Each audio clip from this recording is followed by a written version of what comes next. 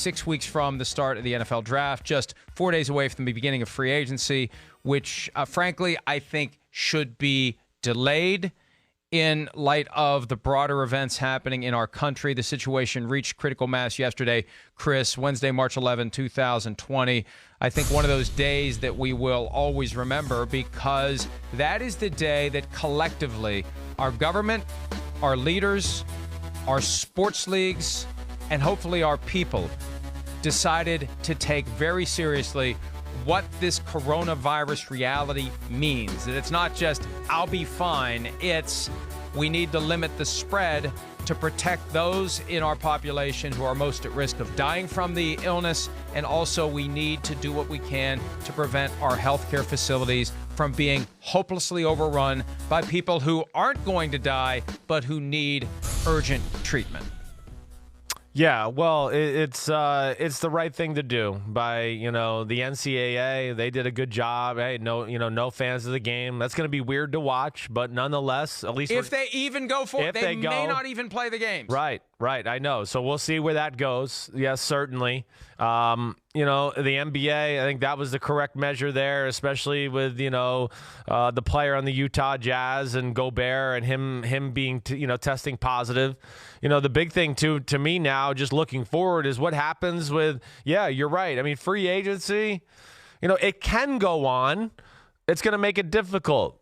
The draft, that's going to be really tough. I mean, if you can't meet players, see them in person, get them on the board a little bit, go through personal workouts, that's going to be a game changer. So they might have to delay that. And then added to that, I'm really interested and intrigued to see what the NHL and Major League Baseball do.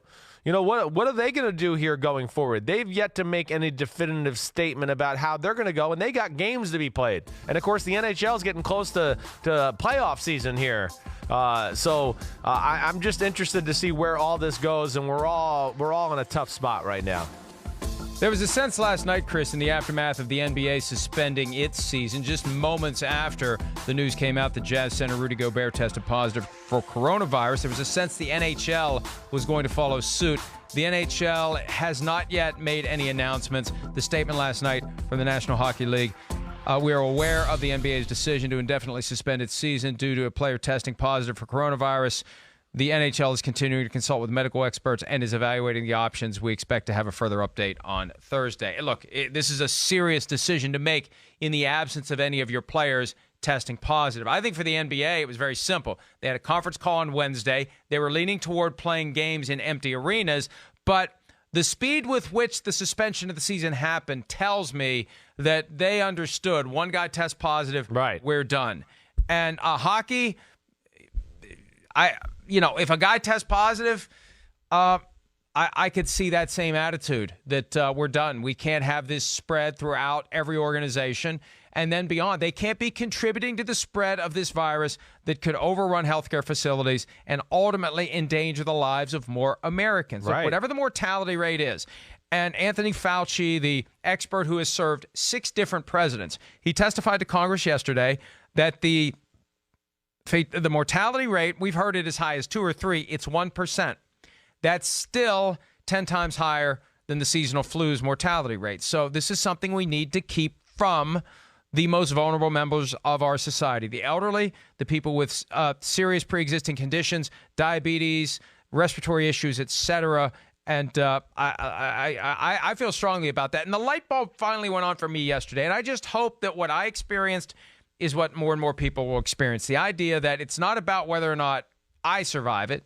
It's about whether or not we can limit the spread to protect the people who need to be protected and to not have our healthcare systems overrun by all the people who will need care in the event that this thing does spread as widely as some fear it could. Yeah, well, I mean, we have models already. That's where, you look at Italy, you look at Germany, you look at France. There's been no travel bans. There's issues there. Their medical systems are being exhausted right now because of that. And we don't know where it's going to end yet, but we're seeing how fast it can spread. Again, a place like Italy, I just go back to that one more time. Yesterday alone had over 2,300 positive tests just yesterday. So that just tells you how explosive this thing can be, and that's where it's scary. Added to the fact, Mike, just with the NBA thing and, the Rudy Gobert and that whole conversation, think about this too. And this is another thing where I give the NBA a lot of credit. They have told that the teams that have played the Utah Jazz in the last 10 to 12 days to go into solitary confinement, self-quarantine, go right there. I mean, think about that. If you were a guy that had to guard Rudy Gobert the last few days in an NBA basketball game, what you're doing at home right now, going, holy crap, I was all up in that guy's, face. He was breathing on me. I had his sweat on my arm and my hand. And, I hope, so that's where the NBA was really smart to just cut this right now and, stop further spread.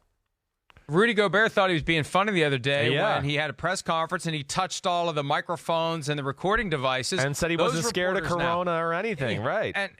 And those reporters now need, there it is, God, they all need to be concerned that they may have it as well. It's not, it's sad that something I almost tweeted last night that I told you about, and I'm going to change the language. But at times like this, you find out very quickly which people among us truly care about their fellow man and which people are selfish jerk buttholes. I like your text message one better that you texted me that you want. I know. We just can't say it. It's a different word than jerk, and it's a different word than buttholes. Right. But I'm telling you, it's true. Yes. Things like this are a great character litmus test. Do you care about your fellow man, or are you selfish and pig-headed and only concerned about the things you want to watch, the things you want to do, the places you want to go? And for a lot of people, and we're going to find out who those folks are in our society, but for a lot of people, their priorities are completely screwed up. And hopefully those folks will be smoked out by this, and hopefully in their hearts they will understand through the passage of time that it's time for them to change. Yeah, well, this is because this can mean life and death for people, as we've seen. So this is serious, and if you're not taking it serious, then, you're ignorant, you're a jerk, you're, a butthole, like Florio said, whatever it may be. Yeah, this is a time to, yes, we know, think about yourself, but think about everybody. This is a worldwide problem. This is a humanity problem. This is not countries or anything like that. We have to protect each other. Wash your hands. Be careful of where you put them. Don't touch your face.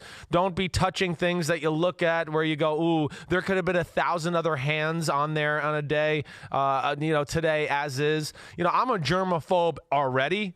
So this is like crazy time for me. I'm literally looking at doorknobs being like, oh my gosh, how many people have touched that? How many noses have been rubbed before they touch that? I mean, that's where my mind goes on a normal basis, let alone where we're at right now. I mean, I'm at the point where, I'm going to be taking my sleeve down over my hand to grab the knob that way. I mean, but yet this is the things we got to do right now just to protect all of us.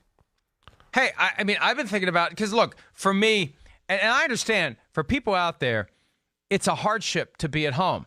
Jobs that require you to show up and work at a store. And we can't have our society collapse over this. I mean, there are ways to practice social distancing, and I think we all should be sensitive to the urgency of staying at least 6 feet away from each other. But you're right, these surfaces, who knows how long it lives on the surfaces. There are new reports out that maybe it lives a lot longer than they realize. Maybe it survives in the air more than they realize. Right. But for me, I work at home, and I rarely leave the house as it is, especially this time of year with free agency coming. But I think about everything. I mean, I go down to the store, and you're right. I mean, how can I open this door without actually having to touch it? I'm supposed to get a haircut in a week and a half, and no, I don't wear a toupee. I'm supposed to get my hair cut. Yeah. I don't want to. Yeah. I'm thinking about just letting it ride, right? Yeah. But then if enough people do that, then the folks who are there to provide that service, they have no income, and that's just how the threads of our society begin to come apart. And we're going to see that. We're going to see, movie theater. Who's going to the movies? I don't go Not anyway. me. But hell, there's no reason to go now. No way. And the airline industry. There's so many industries that are premised on people actually leaving their house and doing things that are going to be in a bad way. And whether it's raising money among those of us who can continue about our lives and can help those who will have their lives affected in a negative way. I think we should be ready to do that at a local level and at a broader level. Hopefully some charities will pop up where we can contribute, and we will encourage people to contribute to funds that are there to help people who lose money because their jobs have ended or they've been laid off. But, that's part of what we need to do to come together. This is going to be a challenge that affects us in various different ways, but we need to come together and deal with it. We can sit and complain about it, and we can say, I don't get to go to the NCAA tournament game. Well, too bad. There'll be another one next year. Deal with your situation now, and let's solve our problems now, and let's come together now as a people. And Chris, I'm hopeful that we will, but man, if we don't now, if this can't bring us together, nothing will. I agree. This should be something that, political differences, whatever it may be, they got to be, swiped out the door here right now. It's bigger than that. And I'm like I said earlier, I'm just glad to see everybody kind of making the right decisions here. Even our own company, NBC. I'm proud of them. They're telling people, hey, don't come to work. If you don't need to be there for something totally drastic or really important, don't come. You can get online and do anything you need to do. On the computer. What do you want to say? What? I want to measure my words carefully here, because this shouldn't be political, and I don't want it to be political. We need to come together. But when I say it shouldn't be political, that also applies to our politicians. And when I hear this described as a foreign virus, which we heard last night, it ain't a foreign virus. We own it, right? I got a foreign car, but I own it. It's too late to say this is somebody else's fault. It's here. Yeah. It doesn't matter how it got here. It's here. Looking backward or pointing fingers elsewhere isn't going to do squat to get us out of this, right? The only thing that gets us out of this is owning it and fixing it. And anybody who spends their time worrying about how we got here is wasting time that could be spent on getting us out of here. Yeah. And I got no patience for anybody on either side of the aisle, whether you're red, whether you're blue, whether you're in the media, whether you're not. I got no patience for anybody that's going to take time to put blame on others. No, we got to come together and we got to fix this, and we got to work together, and we got to fix this, and we got to reach across the aisle, and we got to set aside our differences, and we got to fix this. I need a nap. Yeah, no, I'm with you. Well said. I'm with you all the way, and I think yesterday was a big jump for all of us in our country to get us going in that right way. I hope so. Yeah, I think so. I hope so. I think we're on the right track. Well, and here's the thing. We're going to be here until they pull us off the air. Yep. And as long as this is a thing, this is part of who we are, this is part of what we are, and this platform that we've been fortunate enough to craft, I'm going to try to use it for good here. Yeah, good. I think we all have an obligation to do that, and it's just I can't overemphasize the importance of people taking this seriously. Quit complaining, quit whining.